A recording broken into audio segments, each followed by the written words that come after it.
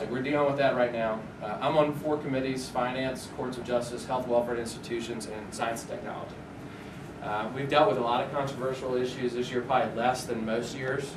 We haven't had the big fights about life issues or religion or some of the social, but we have had some debates about texting while driving. We've also had a lot of green energy proposals. The governor had a climate change committee that put a bunch of proposals in. We also have the smoking ban, proposed smoking ban that would limit an ability of a restaurateur to have a section carved off for those who want to smoke. I voted against that, along with the majority of the Republican caucus. 33 were against, and 22 joined the Democrats to pass the bill. Again, in this economic time, one, it's a liberty issue. I know it's a health issue, I understand that side, but the bill would say that a person who owns a restaurant would have to build a partition and create a ventilation system, just to have that section in the restaurant. Now, if you go to Gus's, or if you go to a place in Mechanicsville where people who smoke go to, they're going to lose a lot of business because they're not going to be able to afford to build that contraption, and some places are just too small. If you think about the fan restaurants, there's no way that some of those fan restaurants would be able to create a partition and have a section of the restaurant carved off for smokers. So it's a sort of a philosophical issue, at least for our district.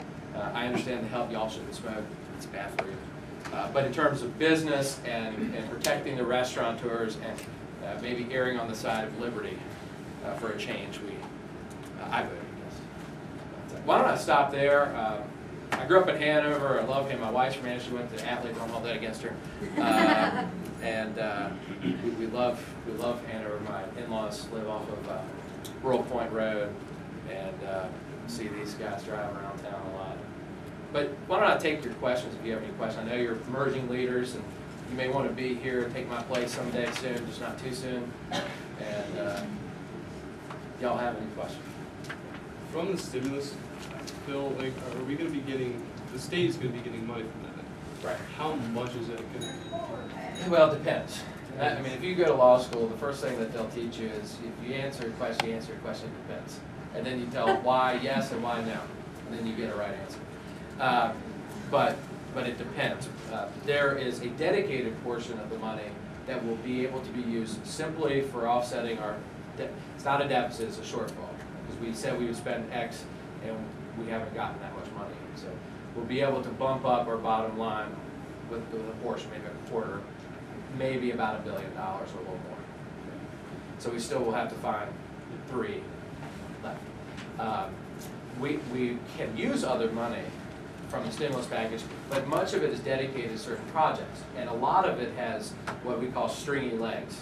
And that's how the federal government trumps the 10th Amendment by saying, you can have this money, but you got to do X, Y, and Z. Yeah. So state sovereignty is always an issue when the federal government's giving you money, because there's always strings attached, especially in education. They want us to, there are like 10 criteria that we can take the money for education, but we have to do such things as making sure minority and non-English speaking students are not being taught by bad teachers, essentially.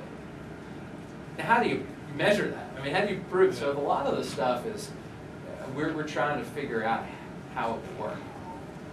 So the federal government has a unique way of giving you a carrot, but then saying, to get that, you have to do all these things. And the danger is that we have to be very careful of, because the economy may not recover fully for another year or two. Okay? So if we take money, and either we start new projects, or we're propping up existing projects beyond what they are, then in 2 years when we do our next budget, we're going to have to find the money to continue those programs, because the federal government's not necessarily going to be out there sending us a whole bunch of new money. Okay? So they're really playing chicken with state governments, saying there's all this great stuff you can do and you can have all this money to do it, but in terms of sustainability and keeping those good things going, there are no assurances from the federal government that they'll help us with that. So we'll be starting new programs that we're going to have to fund And you know how you fund those things. Either we have to have a great economy or we raise taxes. So this is if you learn about federalism in your civics class, this is a violation, in my opinion, of federalism, because the federal government is coercing the states by giving them money.